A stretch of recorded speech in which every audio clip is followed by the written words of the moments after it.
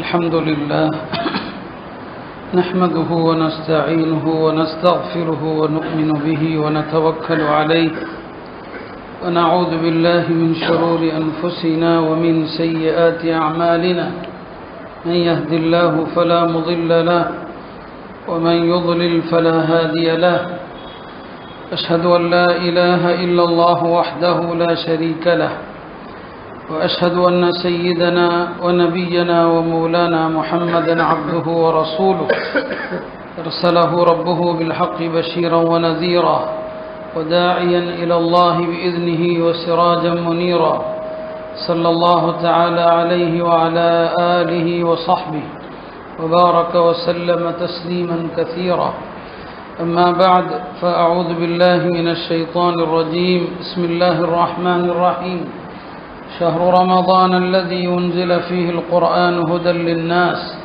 وبينات من الهدى والفرقان فمن شهد منكم الشهر فليصم ومن كان مريضا أو على سفر فعدة من أيام أخر يريد الله بكم اليسر ولا يريد بكم العسر ولتكملوا العدة ولتكبروا الله على ما هداكم ولعلكم تشكرون وقال النبي صلى الله عليه وسلم إذا دخل رمضان فتحت أبواب السماء وغلقت أبواب جهنم وسلسلة الشياطين وقال عليه الصلاة والسلام من لم يدع قول الزور والعمل به فليس لله حاجة في أن يدع طعامه وشرابه صدق الله مولانا العظيم وصدق رسوله النبي الكريم أما بعد கணியத்திற்குரிய அல்லாஹ்வின் நல்லடியார்களே, ஷஅபானுடைய கடைசி நாள் அல்லது நாளை ஒரு நாள் இன்றைய பிறை தெரிவதை பொறுத்து இருக்கிறது. அல்லாஹுடைய கிருபையாலே நமது வாழ்க்கையிலே இன்னும் ஒரு ரமதானை அடைகிற ஒரு வாய்ப்பினை அல்லாஹ் நமக்கெல்லாம் வழங்கியிருக்கிறான். ரமதானுடைய பாக்கியங்களை பெற்ற கூட்டத்திலே அல்லாஹ் நம்மை எல்லாம் சேர்த்தருள்வானாக. ரமதானை அடைந்தும் பாவங்கள் மன்னிக்க பெறாத துர்பாக்கிய கூட்டத்திலிருந்து அல்லாஹ் நம்மை பாதுகாப்பானாக. அன்பிற்குரியவர்களே, ரமதானுடைய மாதம் எத்தகைய சிறப்பிற்குரிய மாதம்! பெருமானார் ஸல்லல்லாஹு அலைஹி வஸல்லம் அவர்கள் மிக அழகாக சொல்வார்கள், என்னுடைய உம்மத் ரமதானுடைய சிறப்பை அறிந்திருக்குமானால் வருடமெல்லாம் ரமதானாக இருக்கக்கூடாதா என்று விரும்புவார்கள் என்று சொன்னார். ஒரு பொருளுடைய மாண்பையும் சிறப்பையும் அறிகிற போதுதானே அதன் மீது ஆர்வம், அதன் மீது நமக்கு தேடல்களும் ஏற்படுகிறது. இப்போ ரமதானுடைய உண்மையான மகத்துவத்தை நாம் விளங்கியிருக்கிறோமா என்பது சந்தேகமாக இருக்கிறது. ரமதான் பொருட்கள் வாங்குவதற்குரிய மாதம் அல்ல. ரமதானில் ஊரில் உள்ள மண்டபங்கள் எல்லாம் மூடப்பட வேண்டும். உண்மையாக சொல்வதென்றால் அது பொருட்களுடைய விளம்பரத்திற்கான மாதம் அல்ல, பொருட்கள் வாங்குவதற்கான மாதமும் அல்ல. அந்த மாதத்தை நாம் அப்படியான ஒரு மாதமாகத்தான் பெரும்பாலான மக்கள் பார்க்கிறாங்க. ரமதான் ஒரு சுமையாகவும் பலருக்கும் தெரிகிறது. காரணம், ரமதானுடைய செலவுகள் எல்லாம் வரும்போது. அருமையானவர்களே, இந்த பார்வைகளில் இருந்தெல்லாம் விலகி ரமதான் ஒரு முழுக்க ஒரு ஆன்மீக மனம் கமழுகிற ஒரு மாதம். ரமதானை அந்த ஒரே கோணத்தில் தான் பார்க்கணும். இது ஒரு ஆன்மீக மாதம். இந்த மாதம் பிறந்ததிலிருந்து ஈதுடைய பிறை தெரிகிற வரை நமது உள்ளத்தில் ஆன்மீகம் தவிர வேறு எந்த சிந்தனையும் வராதிருக்குமானால் ரமதானை நாம் பயனுள்ளதாக ஆக்கி கொண்டோம் என்று பொருள். வேற எந்த சிந்தனையும் வரக்கூடாது. ஏன்னா நீங்கள் ஹதீஸுகளில் பார்க்குறீங்க, வாசிக்கப்படுறதை கேட்குறீங்க. இந்த மாதம் வரும்போது வானலோகம் அதற்காக புதுப்பிக்கப்படுது, சொர்க்கம் புதுப்பிக்கப்படுது இல்லையா? ரமதானுடைய வருகைக்காக சொர்க்கம் புதுப்பிக்கப்படுது. நாம் வீட்டில் ஒரு நிக்காக வருது, ஒரு கல்யாணம் வருது, விசேஷம் வருதுன்னு சொன்னால் வீட்டை புதுப்பிக்கிறோம். வீட்டில் ஒட்டடை எடுக்கிறோம், அழுக்கையெல்லாம் துடைக்கிறோம், வெள்ளை அடிக்கிறோம், பெயிண்ட் அடிக்கிறோம். இதையெல்லாம் நம்ம செய்கிறோம். சில ஊர்கள் அந்த பழக்கம் இருக்குது. நான் இங்கே நினைவுபடுத்திக் கொள்கிறேன். எங்கள் ஊரில் ரமதானுடைய வருகைக்கு முன்னால் ஷாபானில் எல்லா பள்ளிவாசலிலும் ஒயிட் வாஷ் பண்ணுவாங்க, ஹவுதை சுத்தம் பண்ணுவாங்க. வருஷத்துக்கு ஒரு முறை அது கட்டாயமாக நடக்கும். இன்றைக்கு இந்த ஹதீஸை பார்க்கும்போது எனக்கு அப்படி ஒரு ஞாபகம் வந்தது. சொர்க்கம் புதுப்பிக்கப்படுகிறது, ஒருவேளை அதை வச்சு தான் இதை செய்கிறாங்களோன்னு சொல்லி தென் மாவட்டங்களில் பல பள்ளிகளில் அதை பார்க்க முடியும். ரமதானுக்கு முன்னாலேயே பள்ளி எல்லாம் அலங்கரிச்சிருவாங்க. அப்போ சொர்க்கம் அலங்கரிக்கப்படுகிறது அல்லவா ரமதானில். இப்போ நம்ம வீட்டை ஒரு விசேஷத்திற்காக அலங்கரிக்கிறோம். அல்லாஹ் சொர்க்கத்தில் வரக்கூடிய மக்களுக்காக இந்த மாதத்தில் சொர்க்கத்தை அல்லாஹ் அலங்கரிக்கிறான். நரகத்தினுடைய வாசல்களை எல்லாம் அல்லாஹ் மூடிவிடுகிறான். அப்போ அங்கே முழுக்க முழுக்க ரமதான் ஆன்மீக மாதம் என்பதனால தான் நரகத்திற்குரிய அமல்களுக்கான வேலை ரமதானில் கிடையாது. அதைத்தான் இது அதஹல ரமதான், ரமதான் வந்துவிட்டால் ஃபுத்திஹத் அபுவாபுல் ஜன்னா, சொர்க்க கதவுகள் திறக்கப்படுகிறது. வகுல்லிகத் அபுவாபு ஜஹன்னம், நரகத்தினுடைய வாயில்கள் எல்லாம் மூடப்படுகிறது.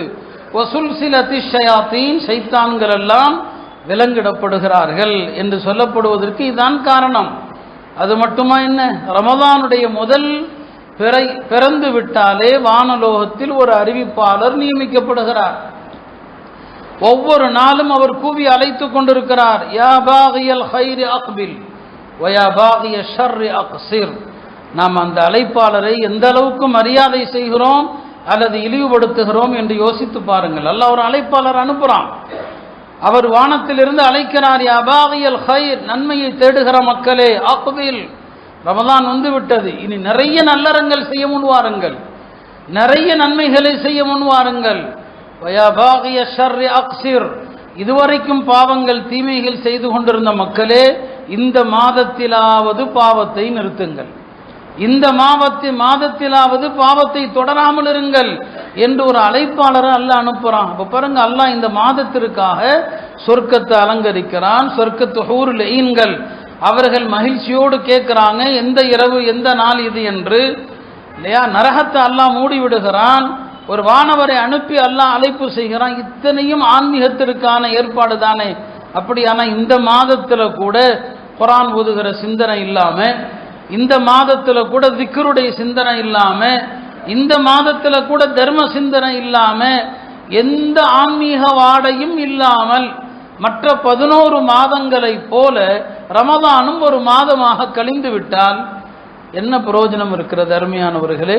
இப்படியானால் இந்த ரமதானை எப்படி நாம் எதிர்கொள்ளணும், ரமதானை எப்படி நாம் கழிக்கணும், என்னென்ன செய்ய வேண்டும் என்னென்ன செய்யக்கூடாது என்பதையெல்லாம் நாம் ஒரு திட்டமிடல் வேண்டும். ரமதான் வந்து விட்டது, எல்லாவற்றையும் நாம் பேண வேண்டிய ஒரு கட்டாயத்தில் இருக்கிறோம். நம்முடைய நாவை பேண வேண்டும், பார்வையை பேண வேண்டும், செவிகளை பேண வேண்டும், உணர்வுகளை பேண வேண்டும். பேண வேண்டிய பல்வேறு விஷயங்கள் ரமதானில் இருக்கிறது. வெறும் நோன்பு மாத்திரம் அல்ல, நோன்பு மட்டும் கிடையாது, வெறும் தராவீஹ் மட்டும் கிடையாது. அப்படி யாராவது நினைத்தால் அவர்களுக்கு தான் ஒரு ஹதீஸ் எச்சரிக்கையாக இருக்கிறது.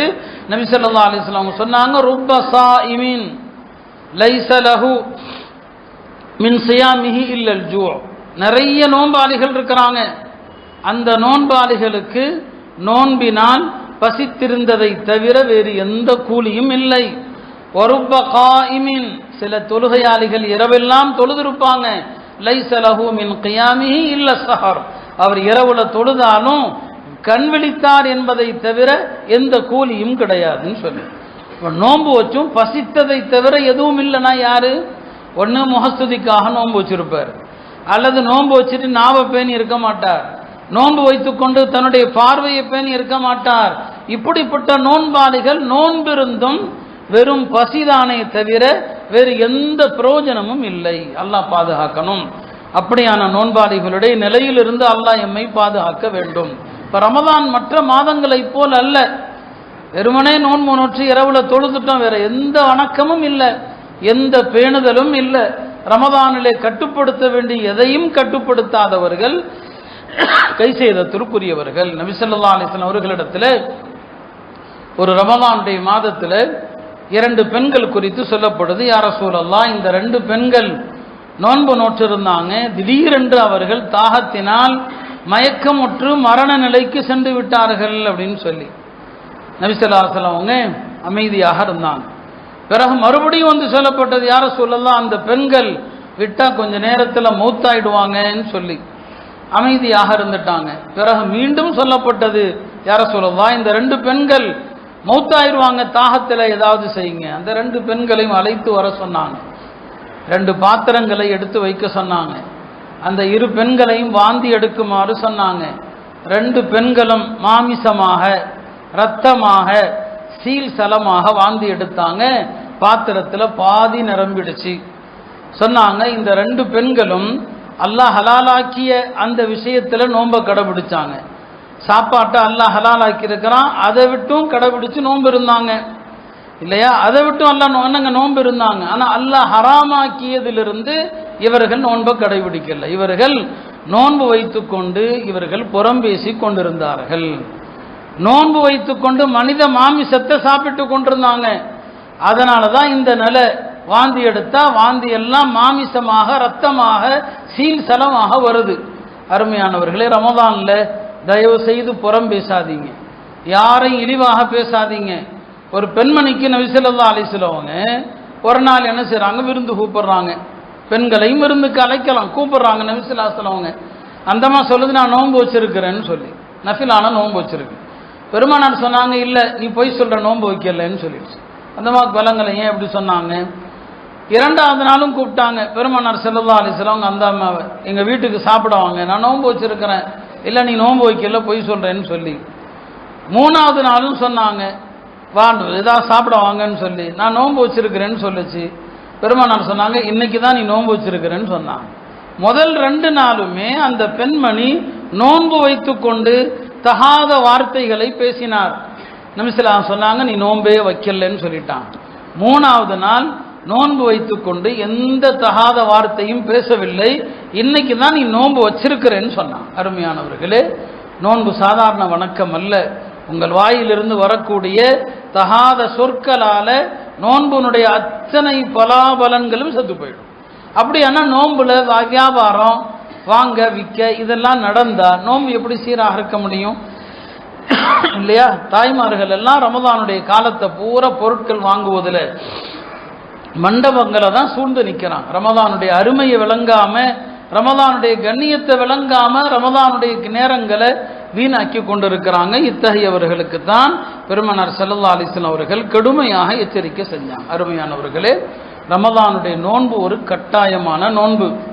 நம்மில் பலர் நோன்பு நோற்காதவர்களும் இருக்கிறாங்க. அதுதான் பல ஆச்சரியமாக இருக்கிறது.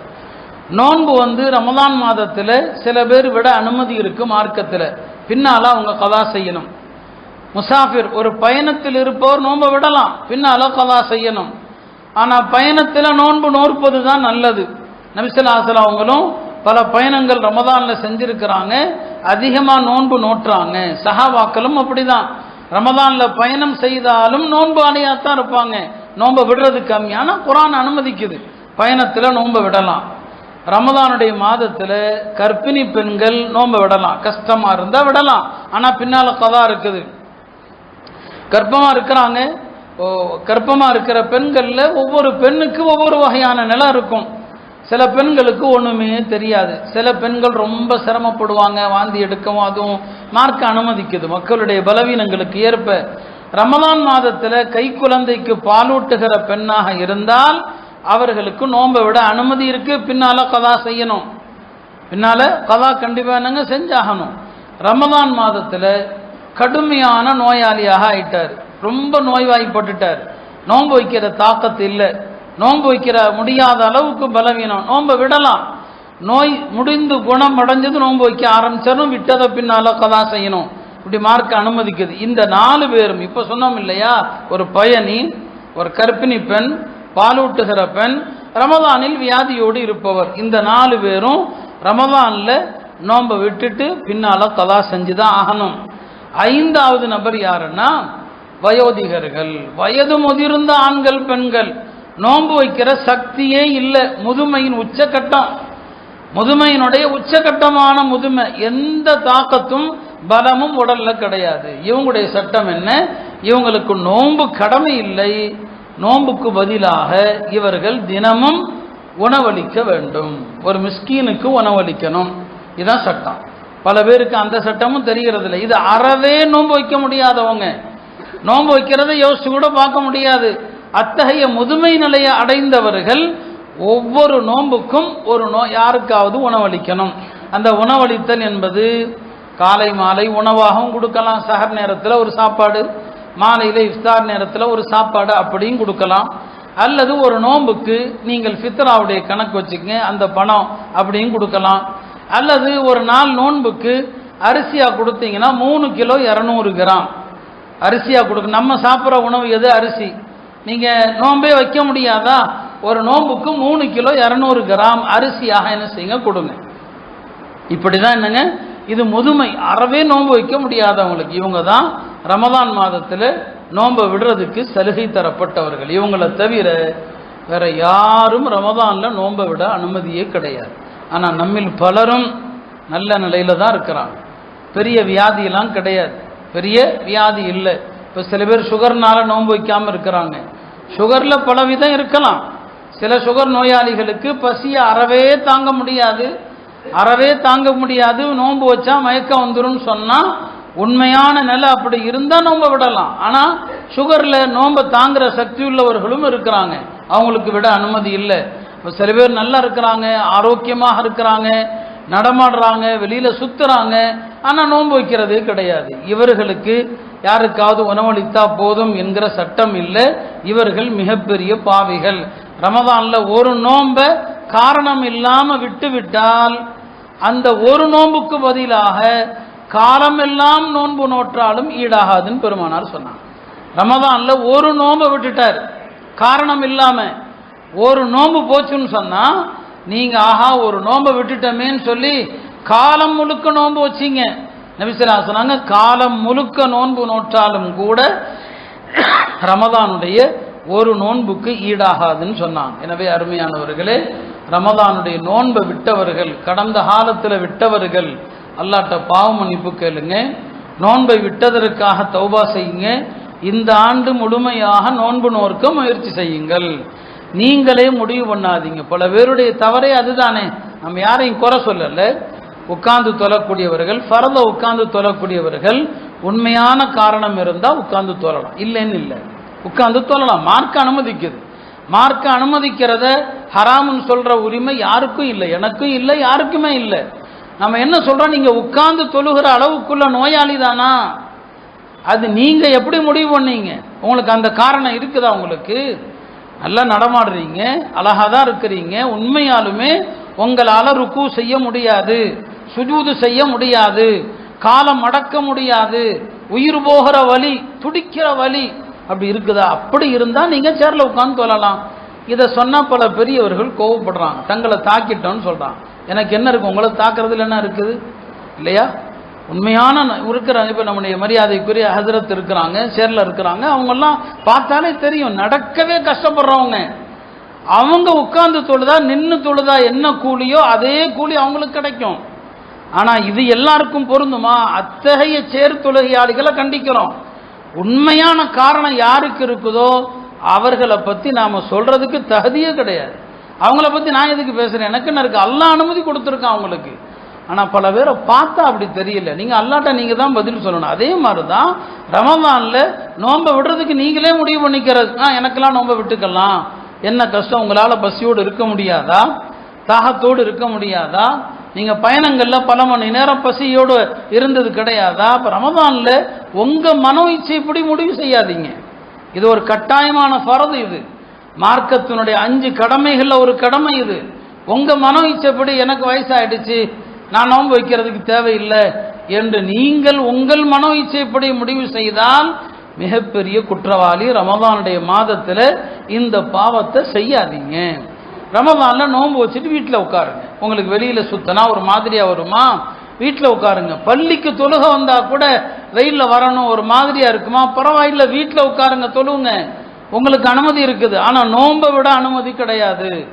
நீங்க நோன்பு வச்சுதான் ஆகணும். வெளியில சுத்தினா ஒரு மாதிரியா வருதா? வீட்டிலேயே உட்காருங்க, காலையிலிருந்து மாலை வரைக்கும் உட்காருங்க. ஆனா நோன்பை விடுறதுக்கு அனுமதி இல்லை. எனவே தயவு செய்து ரமதான்ல நோன்பை விடுபவர்கள் அல்லாஹ்வை அஞ்சிக் கொள்ளுங்கள். பல பேர் அப்படி காரணம் இல்லாமல் விடுவதாக ஆண்டுதோறும் நம்மிடம் சொல்லப்படுது. சில பேர் சொல்றாங்க, சில பேர் நல்லா இருக்கிறாங்க ஆனா நோன்பு வைக்கிறது இல்லை. அல்லாஹ் அஞ்சு கொள்ளுங்க. வாழ்க்கையில் அப்படி பல தடவை தவறு செஞ்சிருந்தா தௌபா செய்யுங்க. இந்த ஆண்டு முதல் முயற்சி செய்யுங்க. நோன்பு வச்சா அல்லாஹ் ஒரு தனி வலிமையை கொடுப்பான், அல்லாஹ் ஒரு தனி தாக்கத்தை கொடுப்பான். கண்டிப்பாக என்னங்க அல்லாஹ்வுடைய உதவி நோன்பாளிகளுக்கு இருக்கிறது. அல்லாஹ் நோன்பாளிகளுக்கு என்று தனி சொர்க்கத்தை வச்சிருக்கிறான். வேற யாருக்கும் அந்த சொர்க்கத்தில் போக முடியாது. ரய்யான் என்கிற ஒரு சொர்க்கம் நோன்பாளிகளுக்கு மட்டும்தான், வேற யாரும் அந்த வாசல் வழியாக போக முடியாது. அந்த மாதிரி விசேஷமான ஒரு வணக்கம் தான் நோன்பு. பெருமானார் ஸல்லல்லாஹு அலைஹி வஸல்லம் உங்களிடத்துல பல சஹாபாக்கள் கேட்பாங்க, யா ரசூலல்லாஹ் ஏதாவது ஒரு அமலை சொல்லுங்க, வாழ்க்கை பூரா கடைபிடிச்சிக்கிட்டே இருக்கிறோம், சொர்க்கம் போயிடணும். எல்லாருக்குமே சொன்ன அமல் என்ன தெரியுமா? அலைக பிஸ்ஸௌம், நோன்பு வைங்க. ஃபைன்னஹு லா மிஸ்ல லஹு, நோன்புக்கு நிகரா ஒரு வணக்கமே கிடையாதுன்னு சொன்னாங்க. அதனால தான் நஃபிலான நோன்புகள் எத்தனை நோன்பு இருக்குது வருஷத்தில்.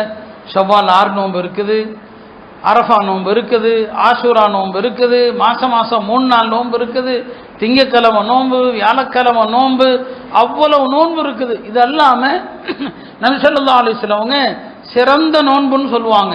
அது என்ன? காலமெல்லாம் நோன்பு நோட்டுற மாதிரி, ஒரு நாள் நோன்பு வைக்கிறது, ஒரு நாள் நோன்பு விடுறது. இது எப்போ? நஃபிலான நோன்பு. ரமதானை பற்றி பேசல, ரமதான் முடிஞ்சிருச்சு. வருஷத்தில் 5 நாள் நோன்பு வைக்கக்கூடாது. 5 நாளை தவிர மீதி நாட்கள் பூரா ஒரு நாள் நோன்பு வைக்கிறது, ஒரு நாள் நோன்பு விடுறது. நபி ஸல்லல்லாஹு அலைஹி வஸல்லம் அப்துல்லாஹ் இப்னு அம்ருங்கிற சஹாபிக்கு இந்த முறையில் நோன்பு வையினாங்க. இதான் தாவூத் அலைஹிஸ்ஸலாமுடைய நோன்பு. இந்த நோன்பு தான் சிறந்த நோன்புன்னு சொன்னாங்க. அருமையானவர்களை, இப்படி நஃபிலான நோன்புகளை இவ்வளவு ஆர்வம் ஊட்டி இருக்கிறாங்க நபி ஸல்லல்லாஹு அலைஹி வஸல்லம். ஃபரதான நோன்பு விஷயத்தில் அலட்சியமாக இருந்தால் எவ்வளோ பெரிய பாவம். ரமதானில் தவிர்க்க முடியாத பயணம் செய்ய வேண்டியது வந்தால் பயணத்தை தவிர்க்க முடியாது, நோன்பை விடலாம். ஆனால் அதே நேரத்தில் பயணங்களை ரமதானில் தவிர்க்கணும். பயணத்தை தவிர்த்துருங்க ரமதானில், நோன்பை தயவு செய்து விட்டுற வேண்டாம். அல்லாஹ் திருமறையில் சொல்வாம அன் தஸூமு கைருல் லக்கும், நீங்கள் நோன்பு வைக்கிறதான் நல்லது, இன் குந்தும் தஅலமூன். இன்னைக்கு நோன்புனால எவ்வளவு ஆரோக்கியம் இருக்குது என்றெல்லாம் மருத்துவ ரீதியாக சொல்கிறாங்க. நாம் அதுக்காண்டி நோன்பு வைக்கக்கூடாது. நோன்பு வச்சா உடல் ஆரோக்கியம், நோன்பு வச்சா வெயிட் குறையும், இந்த எண்ணம் இருந்தால் நன்மை கிடைக்காது. அது தன்னை போல கிடைக்கட்டும், அது வேறு விஷயம். ஆனால் நம்முடைய நீயத்து அதுவாக இருக்கக்கூடாது. பெருமானார் அதையும் சொல்லிட்டாங்க. ஏன்னா ஒரு காலத்தில் அப்படியெல்லாம் கூட சில பேர் நோன்பு வைப்பாங்க. நோன்பு வைக்கிறது ஒரு நல்ல டயட், அது நோன்பு வச்சா உடல் குறையும், கொழுப்பு குறையும், இப்படி நோன்பு வைக்கக்கூடாது. மன் காம ரமதான ஈமானன் வஹ்திசாபன், யார் ரமதானுடைய மாதத்தில் ஈமான் கொண்டதற்காக, நான் முஸ்லீம், அல்லாஹ் நோன்பு வைக்க சொன்னா அதுக்காண்டி நோன்பு வைக்கிறேன், வஹ்திசாபன், நோன்பு வச்சா நன்மை உண்டுன்னு சொன்னாங்க, அதுக்காக நோன்பு வைக்கிறேன் என்று யார் நோன்பு வச்சாரோ ஓஃபிர லஹு, அவருக்கு மன்னிக்கப்படும் மா தகத்தம மின் தம்பி, அவருடைய முன் சென்ற பாவங்கள்.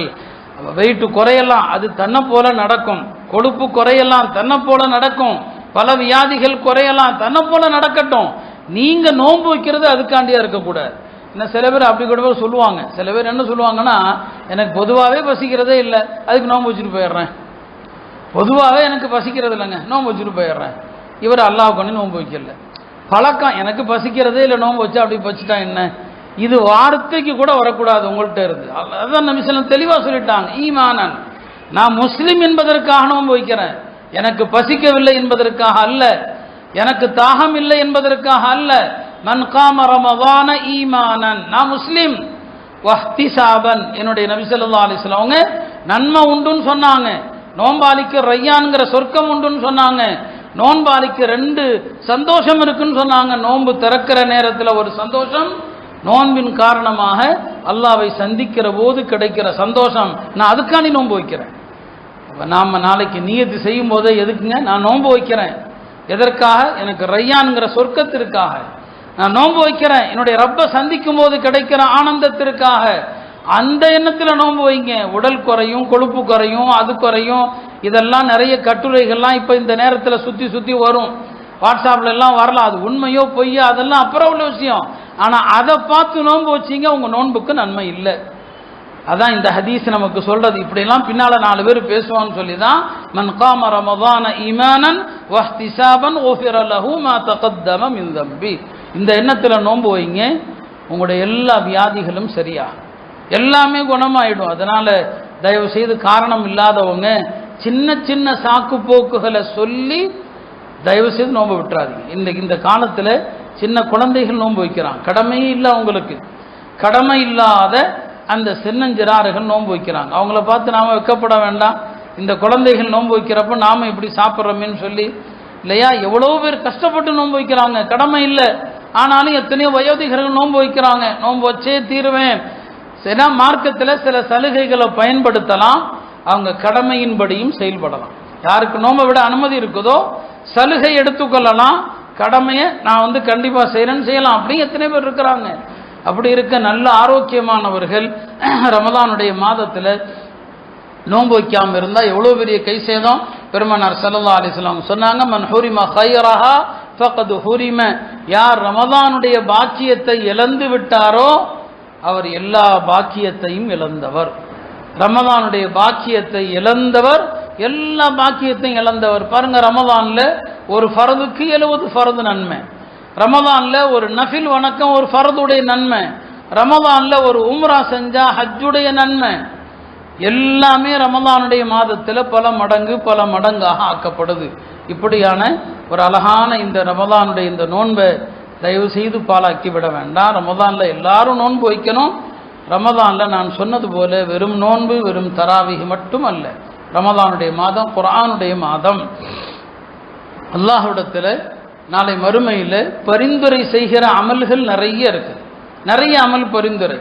பெருமானார் ஸல்லல்லாஹு அலைஹி வஸல்லம் சொன்னாங்க, பரிந்துரை செய்யக்கூடிய அமல்களில் குர்ஆனை விட சிறந்த அமல் எதுவுமே கிடையாது. குர்ஆனை விட சிறந்த அமல் எதுவுமே இல்லை. இன்னொரு ஹதீஸ்ல சொன்னாங்க, நபிமார்களுடைய பரிந்துரையை விட மலக்குமார்களுடைய பரிந்துரையை விட குர்ஆனுடைய பரிந்துரை தான் சிறந்ததுன்னு சொன்னாங்க. இப்போ ரமதானுடைய மாதத்திலையும் குர்ஆனை எடுத்து பார்க்கலன்னா எவ்வளோ பெரிய கைசேதம். மற்ற காலங்களிலும் குர்ஆனுடைய தொடர்பு இல்லை, ரமதானிலும் குர்ஆனுடைய தொடர்பு இல்லை. ரமதானிலாவது குர்ஆன் ஓதுங்க. ஒரு நாளைக்கு எத்தனை ஜுது ஓதுறீங்களோ அத்தனை ஹத்தும் முடியும். ஒரு ஜுது ஓதுனா ஒரு குர்ஆன், 2 ஜுது ஓதுனா 2 குர்ஆன், 3 ஜுது ஓதுனா 3 குர்ஆன். ஒரு நாளைக்கு எத்தனை ஜுது ஓதுறீங்களோ ஒரு மாசத்துல அத்தனை ஹத்தும் முடியும். 5 ஜுது ஓதுனா மாசம் 5 ஹத்தும் முடியும். அதனால ரமதானுடைய மாதம் குர்ஆனுடைய மாதம். இந்த மாதத்துல ஜிப்ரீல் அலைஹிஸ்ஸலாம் பெருமானார் இடத்துல வருவாங்க. ஒவ்வொரு ரமதானிலும் நபி ஸல்லல்லாஹு அலைஹி வஸல்லம் அவங்கள்ட்ட ஜிப்ரீல் வருவாங்க, தினசரி வருவாங்க. நாம தராவீஹ் தொழுகிறோமே, தராவீஹில் குர்ஆன் ஓதுறோம் இல்லையா, அதுக்கான அடிப்படை ஆதாரம் இதுதான். வருஷம் முழுக்க பெருமானாருக்கு குர்ஆன் கொஞ்சம் கொஞ்சமாக இறங்கும், தேவைகளுக்கு ஏற்ப இறங்கும், சந்தர்ப்பங்களுக்கு ஏற்ப இறங்கும். சூறாக்கள் தர்த்தீபாலாம் இறங்காது, பக்ரா ஆல இம்ரான்லாம் வராது. பல சூறாக்கள்ல பல்வேறு வசனங்கள் மாறி மாறி வரும். அந்த ஆயத்துகள் இறங்க இறங்க பெருமானாருக்கு அருகிலேயே வகையை எழுதக்கூடியவர்கள் இருப்பாங்க. அந்த வகையை எழுதக்கூடியவர்களிடத்துல இந்த வசனத்தை இந்த சூறால இந்த ஆயத்திற்கு பிறகு எழுதுங்கள், இந்த ஆயத்தை இந்த சூறால எழுது, இந்த ஆயத்துக்கு பிறகு எழுது என்று நபி ஸல்லல்லாஹு அலைஹி வஸல்லம் சொல்லுவாங்க. இப்படியே தான் குர்ஆன் இறங்குச்சு. இப்படி வருஷம் முழுக்க 11 மாதங்களும் குர்ஆன் பல ஆயத்துகளா இறங்கும், பல சூறாக்கள்ல வைக்கப்படும். ரமதான்ல ஜிப்ரீல் அலைஹிஸ்ஸலாம் வந்து பெருமானாரிடம் அந்த ஆண்டு முழுக்க 11 மாதங்களும் அருளப்பட்ட மொத்த குர்ஆன் இருக்கு இல்லையா, அதையெல்லாம் ஜிப்ரீல் அலைஹிஸ்ஸலாம் மொத்தமா ஓத சொல்லுவாங்க. யார? பெருமானார். எந்த வருஷம் நபி ஸல்லல்லாஹு அலைஹி வஸல்லம் மௌத்தாகிறாங்களோ மரணிக்கிறாங்களோ அந்த ஆண்டு வருஷம் வருஷம் ஒரு தடவை தான் ஓதுவாங்க. அந்த இறக்க போகிற அந்த வருடம் ரமதானுடைய மாதத்துல 2 தடவை குர்ஆன் ஓதி காட்டப்பட்டது, 2 முறை குர்ஆனை திலாவத் செய்யப்பட்டது. இப்போ ரமதானுடைய மாதம் குர்ஆனுடைய மாதம். அல்லாஹ் இந்த மாதத்தை அப்படித்தானே அறிமுகப்படுத்துகிறான். ரமதான்ல கூட குர்ஆன் இல்லைன்னு சொன்னா நம்முடைய வாழ்க்கையில குர்ஆனுக்கு என்ன சம்பந்தம் இருக்கு அருமையானவர்களே? எனவே ரமதான்ல எல்லாமலும் இருக்கணும், தர்மம் இருக்கணும். பெருமானார் ஸல்லல்லாஹு அலைஹி வஸல்லம் அவங்களை பத்தி இப்னு அப்பாஸ் சொல்லுவாங்க, பெருமானார் எவ்வளவு பெரிய கொடை வல்லல்னு சொன்னா, வீசக்கூடிய காற்றை விட கான அஜ்வத மினர் ரீஹில் முர்சலா, வீசும் காற்றை விட கொடை வல்லல். வீசும் காற்றை விட கொடை வல்லல்னா என்ன அர்த்தம்? காத்து எதையுமே தனக்குன்னு வச்சிருக்காது இல்லையா. ஒரு பொருள் காத்தோட மோதுதுன்னா காத்து அந்த பொருளை என்ன செஞ்சிடும்? தட்டிடும். எதையுமே வச்சு காத்து பிடிச்சு வைக்காது. காத்து எல்லாத்தையுமே என்ன செய்யும்? உதறிடும். பெருமானாருடைய கையில எந்த பொருள் வந்தாலும் அவங்க கையில இருக்காது, கொடுத்துருவாங்க. அதான் அர்த்தம். காற்றை விட கொடை வல்லன்னு சொன்னா, காற்று எப்படி எதையுமே வச்சிருக்காதோ நபி ஸல்லல்லாஹு அலைஹி வஸல்லம் கையில வர்ற எதையும் வச்சிருக்க மாட்டாங்க, எல்லாத்தையும் கொடுத்துருவாங்க. ரமதான்ல அள்ளி கொடுங்க.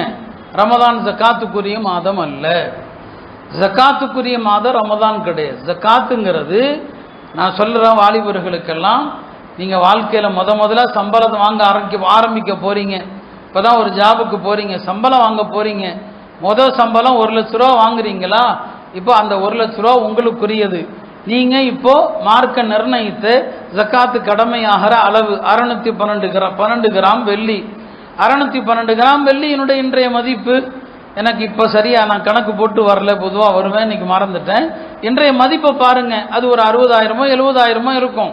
இந்த அளவுக்கு முதல்ல ஒருத்தன் கையில் பணம் எப்போ வருதோ அவன் நிசாப், மார்க்கம் நிர்ணயித்த உச்சவரம்பை அடைந்து விட்டார். நீங்க சம்பளம் என்னைக்கு வாங்குறீங்களோ அதுதான் உங்களுக்கு ஜக்காத்து கடமையாகிற மாதம்.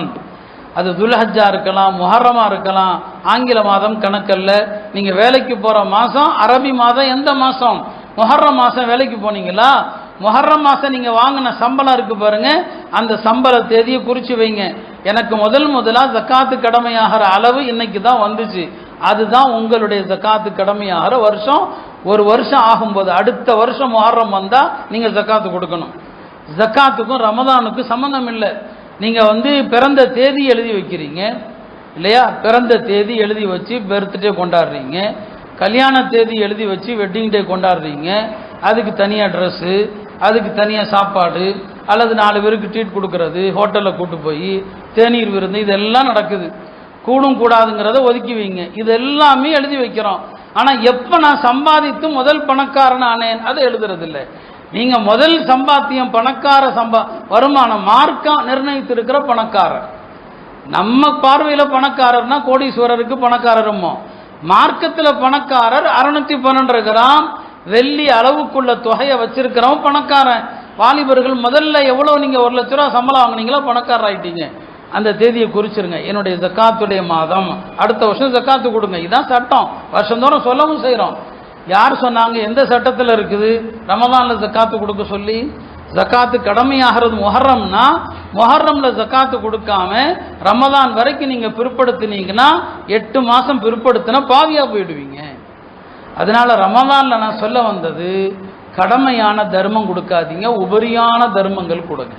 நஃபிலான சதக்காக்கள் கொடுங்க, நஃபிலான தர்மங்களை அள்ளி அள்ளி கொடுங்க. எல்லா வணக்கங்களும் ஒரு மனதாக ஒரு சேர செய்ய வேண்டிய ஒரு மாதம் இந்த ரமதானுடைய மாதம். எனவே திலாவத் இருக்கணும், தர்மங்கள் இருக்கணும். ரமதானில் அதிகமாக திக்ர் செய்யுங்க, நிறைய திக்ர்கள். நான் இப்போ டைம் ஆயிடுச்சு, சில திக்ர்களை சொல்லலாம் நினச்சேன். நிறைய திக்ர்கள் அடுத்தடுத்த பயான்களில் சொல்கிறேன். ரமதானுடைய பொழுதுகள் உங்களுடைய நாவுகள் எப்போதும் அல்லாஹ்வுடைய திக்ரில் திளைத்து இருக்கட்டும். வீணான எந்த சொற்களும் பேசாதீங்க, எந்த வார்த்தைகளும் சொல்லாதீங்க. ரமதான் ஒரு வருஷத்திற்கான மதிப்பீடு. உங்களுடைய ரமதான் சரியா இருந்தா அடுத்த வருஷம் வரைக்கும் நீங்க பாவமே செய்ய மாட்டீங்க. உலமாக்கள் 3 வகையான அளவீடுகள் சொல்லுவாங்க. ஒரு மனிதனுடைய ஒரு வாரம் சரியா இருக்கணும்னா ஜும்மா சரியா இருந்தா அடுத்த வாரம் வரைக்கும் நீங்க சரியா ஒழுங்கா இருப்பீங்க. ஒரு மனிதனுடைய ஒரு வருஷ காலம் சரியா இருக்கணும்னா ரமதான் சரியா இருந்தா அடுத்த வருஷம் வரைக்கும் சரியா இருப்பீங்க. ஒரு மனிதனுடைய ஆயுள் சரியா இருக்கணும்னா, உங்களுடைய ஹஜ்ஜு சரியா இருந்தா ஆயுள் முழுக்க சரியா இருப்பீங்க. ஹஜ்ஜுக்கு போயிட்டு வந்தவன் தப்பு பண்றான்னா ஹஜ்ஜில் ஓட்ட இருக்குன்னு அர்த்தம். நல்லா ஞாபகம் வச்சுங்க. ஹஜ்ஜு ஏற்றுக்கொள்ளப்பட்டுடுச்சு. ஒரு ஹாஜி தப்பு செய்ய மாட்டார், ஒரு ஹாஜி ஏமாற்ற மாட்டார், ஒரு ஹாஜி பொய் சொல்ல மாட்டார். உலமாக்கள் இப்படி 3 அளவீடுகள் சொல்லுவாங்க. ரமதான் 2வது அளவீடு. அடுத்த வருஷம் வரைக்கும் நாம் எப்படி இருக்க போகிறோம் என்பதை இந்த ரமதான் தான் தீர்மானிக்க போகிறது. எனவே அருமையானவர்களே, பாக்கியம் நிறைந்த ஒரு அழகான ஒரு மாதத்தை அல்லாஹ் நமக்கு தந்திருக்கிறான். இந்த மாதம் முழுக்க பரக்கத்தான மாதம். இந்த மாதம் முழுக்க துவா ஏற்றுக்கொள்ளப்படுகிற நேரங்கள். இந்த சந்தர்ப்பத்தை வீணாக்காதீங்க. நான் ஏற்கனவே சொல்லியிருக்கிறேன், மனிதன் உண்ணுகிற உணவுகளில் 3 உணவுகளுக்கு கேள்வி கணக்கு இல்லை. சஹர் உணவுக்கு கேள்வி இல்லை, இஃப்தார் உணவுக்கு கேள்வி இல்லை, விருந்தினர்களோடு சாப்பிடுகிற உணவுக்கு கேள்வி கணக்கு இல்லை. சஹர் உணவுக்கு கேள்வி இல்லை. பெருமானார் சொல்லுவாங்க, தஸஹரு ஃபஇன்ன ஃபிஸ் ஸுஹூரி பரக்கா, சஹர் சாப்பிடுங்கள், சஹர்ல பரக்கத்து இருக்குதுன்னு சொன்னாங்க.